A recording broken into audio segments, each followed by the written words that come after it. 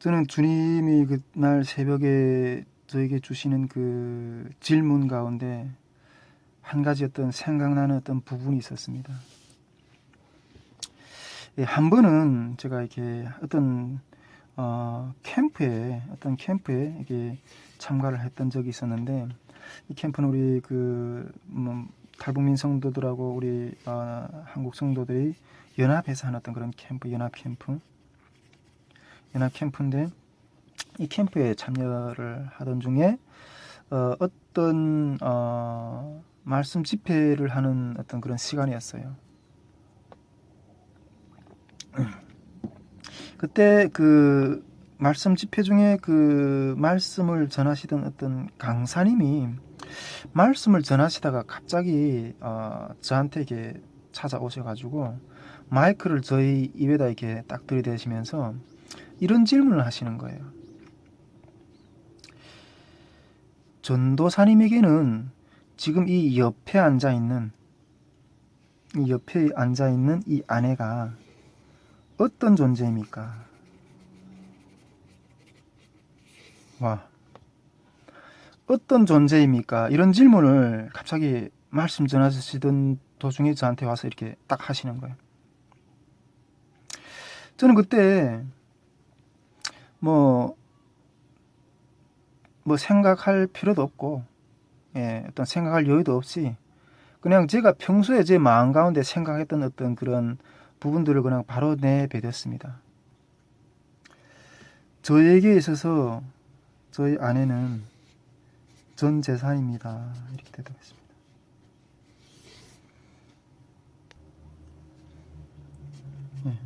전 재산입니다.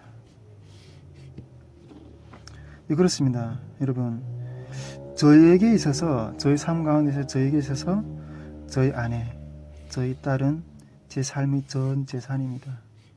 제 삶의 전 재산입니다.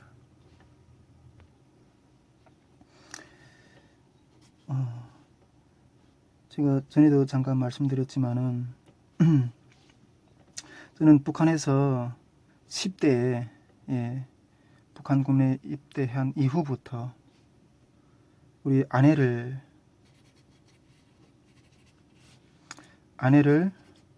만나는 어떤 결혼한 그 전까지 정말 오랜 시간 동안 홀로 중국에서 방황하고 또 한국에 와서 여러 가지 어려운 어떤 그런 정착의 그런 경험들을 이렇게 하면서 살아왔습니다. 때로는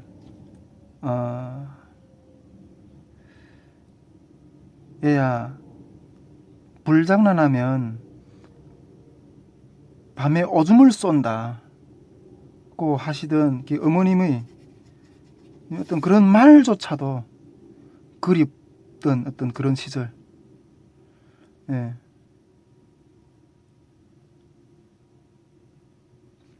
왜 이렇게 홀로 걸어가게 하라고 하시는, 홀로 걸어가게 하지는 하고 이렇게 홀로 내 인생이라는 이 삶이 이렇게 홀로 걸어가는 이런 외로움의 고난의 어떤 그런 걸음이냐, 이렇게 한탄하면서 홀로 걸어가라 하고 하시는 이 인생은 저주스럽다고, 어떤 그러한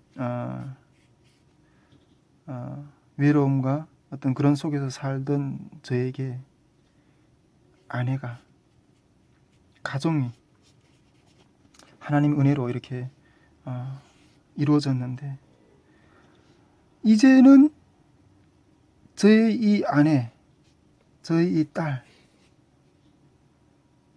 그 홀로 걸어가라고 하는 어떤 그런 인생의 그 모든, 그 누구와도 이렇게 마음을 나눌 수 없고 나의 의지가 될 수 있는 어떤 그러한 부분들이 없었는데, 이제 가정이 이루어서 이제는 내 마음에 있는 어떤 그런 여러 가지 어려움, 고민, 이런 것들을 함께 나눌 수 있는 그런 가정을 이제 이루었는데, 이 가정이 저에게는 어떤 삶의 지팡이와도 같았고 내 삶의 어떤 쉼터와도 같은 어떤 그러한 부분이었다는 거죠. 그러한 부분이었다는 거죠. 그러므로 해서 저희 가정은 제 삶에 있어서 전 재산이라는 거지. 부모 형제도 없고, 삶의 여기에 어떤 기반이 있는 것도 아니고, 그러한 저희 삶 가운데 이루어진 이 가정이라는 존재는 저희 삶의 전 재산이었습니다. 저희 삶의 전 재산이었습니다. 그런데 주님이 지금 저한테 묻고 있는 거잖아요. 이들보다 나를 더 사랑하느냐. 그날 새벽 그 찬양 가운데 주님이 이게 가장 본질적인, 제 삶의 가장 본질적인 부분을 묻고 계시는 거예요. 그때 저는 저희 그때 심정을 솔직하게 이렇게 말씀을 드리면, 주님 앞에서, 주님, 예, 그렇습니다, 주님. 이들보다 주님을 더 사랑합니다. 이러한 대답이 마음속에서 우러나오지 않더라고요.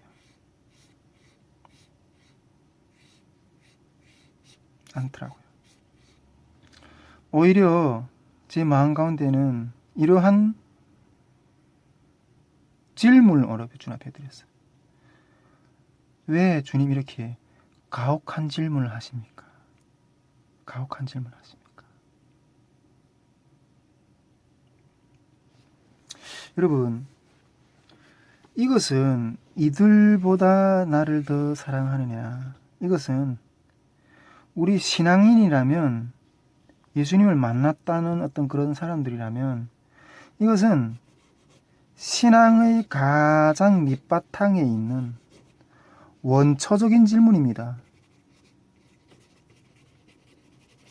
원초적인 질문입니다. 이건 원초적인 질문입니다. 우리 이 말씀을 성경의 다른 구절에서도 찾아볼 수 있는데, 우리가 십계명, 십계명의 제1계명이 뭡니까? 나 외에 다른 우상을 섬기지 말라.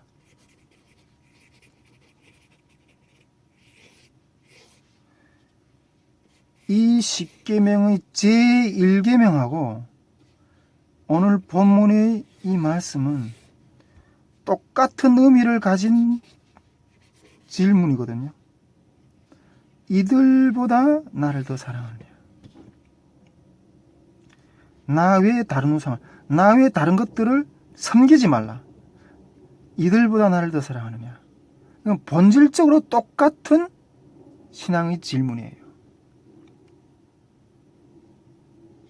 그런데 제 속에는 그날 새벽에 주님이 저한테 질문했을 때 정말 많은 신앙 삶의 어떤 길들, 고난의 길들이 있었죠. 그런데 다 떠났지만은, 다 이루어졌지만은 결국 내 삶 가운데 이제 잡혀진 것, 이 가정이 하나였거든요. 이것마저 또 내 곁을 떠나버린다면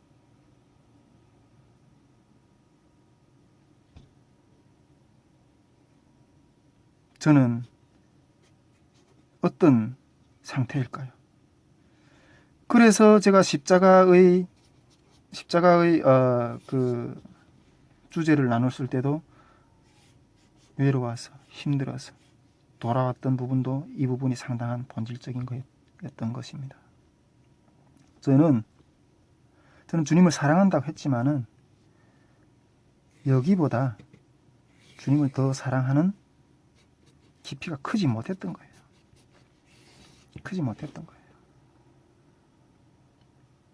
그런데 여러분,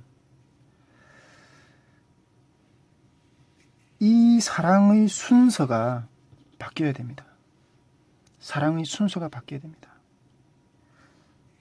주님을 더 사랑하는, 나 외에 다른 우상을 섬기지 말라고 하는, 주님이 내 삶의 하나님이 내 삶의 가장 큰 자리에 세워지는,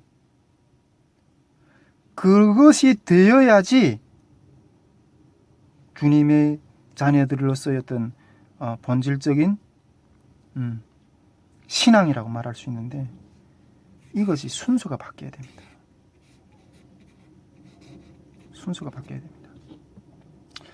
이 순서가 바뀌기까지는 정말 제 신앙 가운데 이 순서가 바뀌기 전까지는 정말 많은 세월이 흘렀고 많은 시간이 흘렀었고 또 주님의 많은 연단이 있었습니다.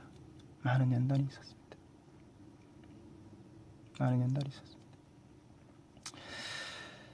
저의 사랑의 정체성은 무엇이었나요? 제가 지금 아내와 딸을 전 재산이라고 했잖아요. 그런데 이게 저의 사랑의 정체성인데 그러면 우리 여기서 저의 사랑의 정체성의 바닥은 어디인가요? 그 힘은 어디에 있나요? 그 본질이 뭐였나요? 제 삶을 통해서 앞에서도 이야기했고 그 전 강의들에 대해서 이야기를 충분하게 나눴다고 저는 생각합니다. 저의 사랑의 정체성은 우리 민족이 아픈 상처를 보면서 이 탈북민 여성 하나, 그 여성이 안고 있는 자그마한 짐 하나 지어낼 수 있는 그러한 능력이 없었어요. 제 가정이 제 삶이 전 재산이라고요. 제가 마라나타 신앙에서 말씀을 드렸잖아요. 몇 번이고 집을 뛰쳐나갔다고. 의견 차이로. 저의 사랑의 정체성은 탈북민 여성의 아이 하나 담아낼 수 있는, 품어낼 수 있는 힘이 없었고요. 의견 차이가 있다고 해서 몇 번이고 떠나고 버리는 어떤 그러한 모습밖에 드러나지 못했어요. 저에게는 앞에서도 말씀드렸지만은 이러한 주변을 품어주고 이러한 주변을 사랑을 부어줄 수 있는 그러한 능력이 없다는 거예요. 여러분, 우리의 사랑의 정체성은 어떻습니까? 제가 제 삶을 빗대서 이렇게 말씀을 드렸지만은 우리 가족이나 우리 교회나 우리가 몸담고 있는 그런 모든 공동체들, 사회든 국가든 그것들을 품어낼 수 있는 사랑의 힘이 있나요? 나에게는 전 재산이라고 했지만은 그 전 재산을 지킬 수 있는, 품어낼 수 있는 힘이 있나요? 없습니다. 주님은 그 많은 오랜 세월의 기간을 통해서 저의 연단을 통해서 비로소 이 질문에 대한 답변을 하게 해주셨어요. 내 마음 가운데 답변을 하게 해주셨어요. 지금은 저는 주님이 이 질문에 대한 답변을 할 수가 있습니다. 제가 지금 주님 앞에서 주님이 저에게 묻는 이 질문에 답변할 수 있는 답변은 이렇습니다. 예, 주님, 나에게는 이들을 사랑해낼 수 있는 힘이 없습니다. 그러나 주님께서 저에게 사랑의 힘을 주시면 저는 이들을 사랑할 수 있습니다. 이것이 제가 지금 할 수 있는 주님의 이 질문에 대한 답변입니다. 여러분, 우리가 이게 사랑의 순서가 바뀌어야 되는데 사랑의 근원을 먼저 사랑하는 것이, 사랑의 근원을 먼저 사랑할 때 이 근원에서 사랑의 역사가 기름 부어지고 그 부어지는 기름 부으심의 역사를 통해서 주변을 해낼 수 있는, 끝까지 사랑해낼 수 있는 그러한 힘이 나온다는 거예요.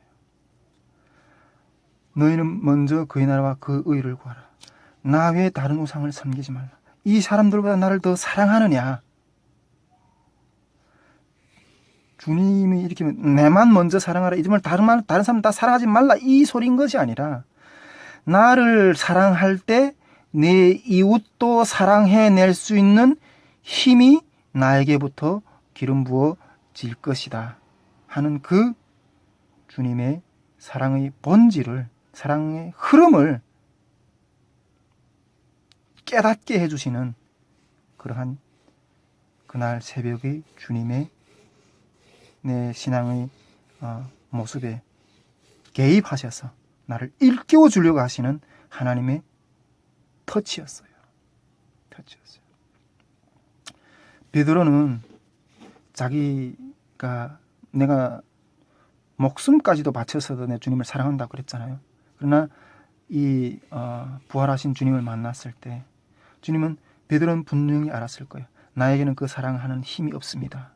주님이 나에게 그 사랑의 힘을 부어주실 때 내가 주님을 사랑할 수 있습니다 하고 대답하는 그 대답이라고 저는 묵상되었습니다. 그때 주님이 오셔서 그 사랑의 근원을 사랑하는 베드로에게 내 양을 먹이라 이렇게 말씀하고 계시는 거예요. 우리가 이 사랑의 근원을 사랑할 때 주님의 양들을 목양할 수 있는 그런 사랑의 기름 부으심의 역사가 부어진다는 거예요.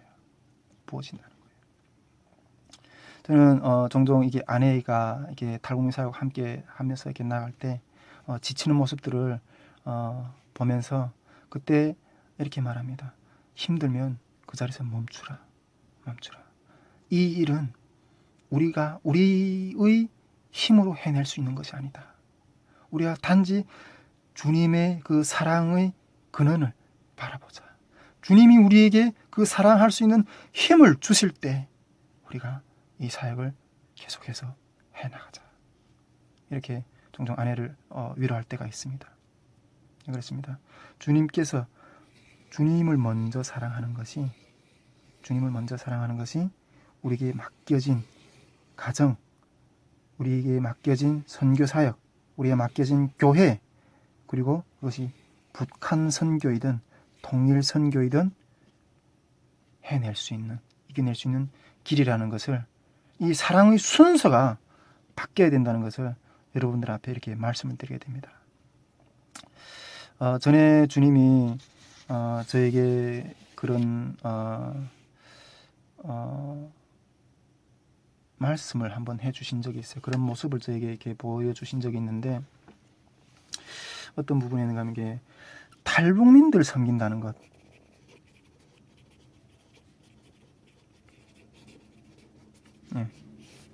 탈북민들을 섬긴다는 것. 앞으로 뭐 통일 선교도 또 마찬가지라고 생각했는데, 탈북민들을 섬긴다는 것은 어떠한 사랑의 수고가 필요한가 하는 것들에 대해서 주님이 이렇게 저에게 이게 보여주신 부분이 있는데, 근데 주님이 어떤 것이라고 이렇게 어떠한 사랑의 수고가 담긴 필요한가 생각을 이렇게 말씀해 주는데, 그랬어요. 탈북민들을 섬기는 것, 특히 탈북민들 중에서 특히 한국에 이렇게 새로 나온 하나님을 거쳐서 새로 나온 탈북민들을 섬긴다는 것은 얼마만한 어떤 사랑의 대가, 수고가 필요한가 하는 것들에 대해서 이렇게 주님이 저에게 이렇게 말씀을 주셨는데, 다훈 중국은 아이, 특히 한국의 새로 나온 탈북민들을 섬기는 일은 다훈 중국은 아이를 섬기는 어떤 그러한 정도의 수고와 사랑의 수고가 필요하다는 것이었어요. 여러분, 이게 아이를 양육한다는 것도 이게 보통 문제가 아니거든요. 보통 우리 북한에서 보면 이게 아이를 하나 기르는데 5만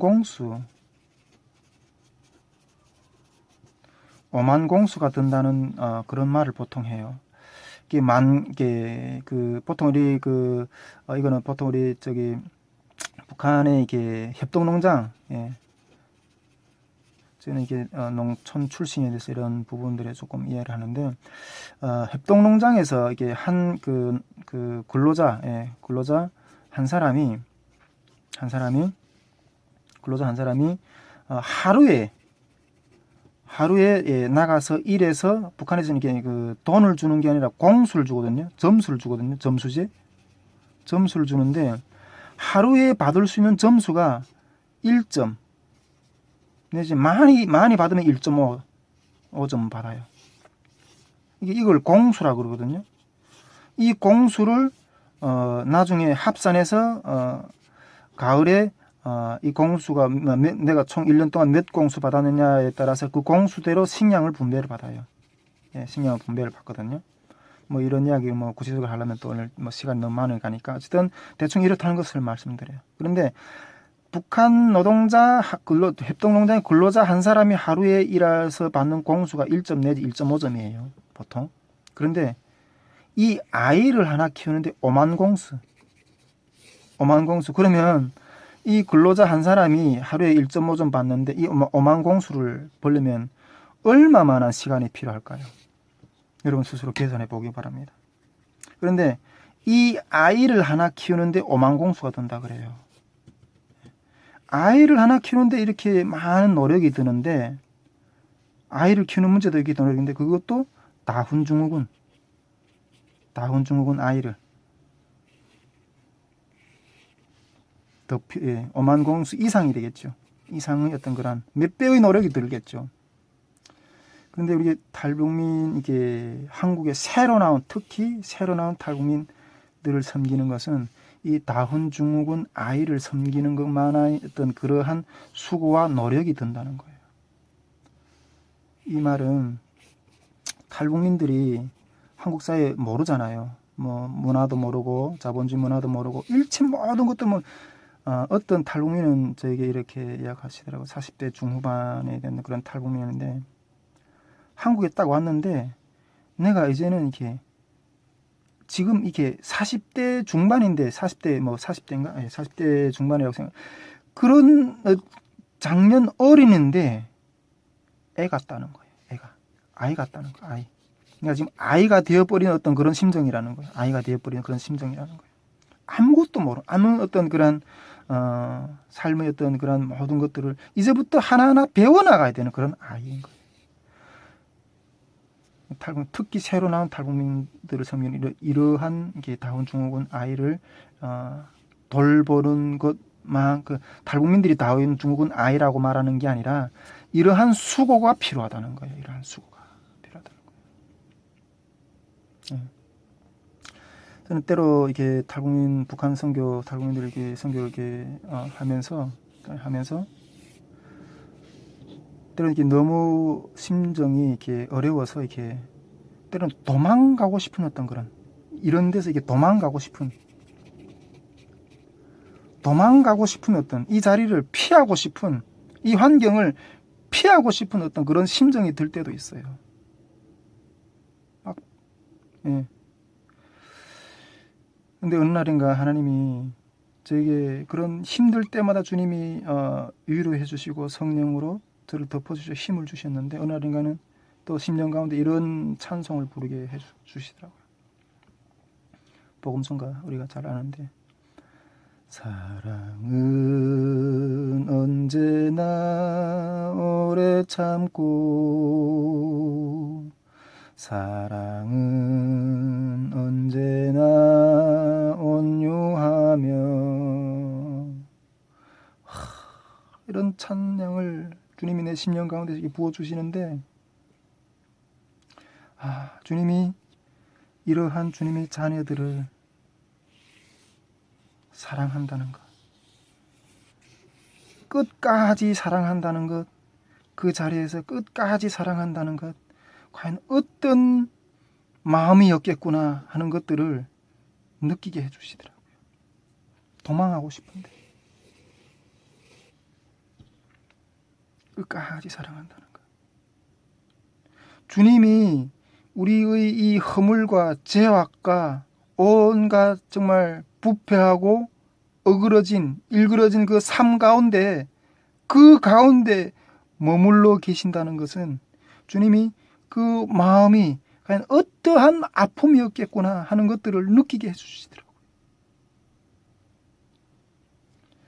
화려하게 죽어가면서 눈앞에서 코앞에서 옆구리에 창이 찔리면서 피를 흘리기까지 끝까지 남아 계시고 사랑하신다는 것, 어떤 것인가 하는 것을 느끼게 해주시더라고요.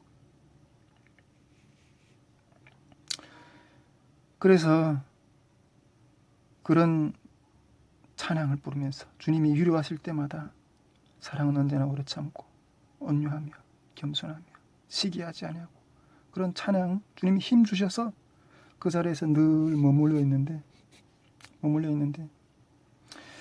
어떤 분들은 그런 이야기를 하시더라고요. 이런 진상스러운 일에 참여하지 말라고, 진상스러운 일에 참여하지 말라고, 관여하지 말라고, 그런 일에 참여하면 같이 똥물을 들였습니다, 같이 흙탕물을 뒤집어 쓴다고, 참여하지 말라고 그렇게 이야기하시더라고요. 그런데 어쩌겠어요. 주님이 마음을 주시는데, 그 영혼을 가서 위로하고 품어주라고 하시는데 그냥 같이 뒹구는 거죠. 뒹굴면서도 더 험악해져 가고 더 삐뚤어 나가는 것 같고, 어떤 그런 모습을 보면서도 그냥 주님이 하라고 하시는데 그 자리에서 묵묵히 내가 할 수 있는 것 별로 없지만은 내가 해줄 수 있는 부분들을 그냥 하려고 하면서 그 자리에 머물고 있는 거죠. 당신은 길이 없어 보이고 다 망할 것 같이 보이지만 나중에 시간이 흐르다 보면 주님이 그러한 진상스러운 일들을 조금씩 회복시켜 주는 것도 보면서 너무 감사하더라고요. 너무 감사하더라고요. 여러분, 우리 통일생수 TV를 시청해 주시는 여러분, 통일선교,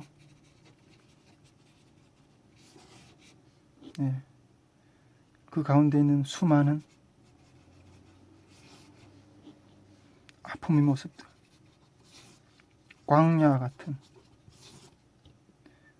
이러한 부분들을 우리가 회복시키려면 무한한 사랑이 필요합니다. 무한한 사랑이 필요합니다. 그런데 이 무한한 사랑의 역사는 앞에서 말씀드린 것처럼 사랑의 순서를 바꿔야 됩니다. 내가 내 것을 먼저 사랑할 때 그것이 손해가 되는 것 같지만은 하나님의 사랑의 근원을 먼저 사랑하는 것이 결국 나 이것도 사랑해낼 수 있는 힘을 얻는 길이며, 그러한 사랑의 근원을 사랑할 때 그 사랑의 근원 가운데서 이런 광야와 같은 어떤 그러한 메마른 땅들을 적셔낼 수 있는 무한한 사랑의 하나님의 역사들이 기름 부어지실 것입니다. 우리가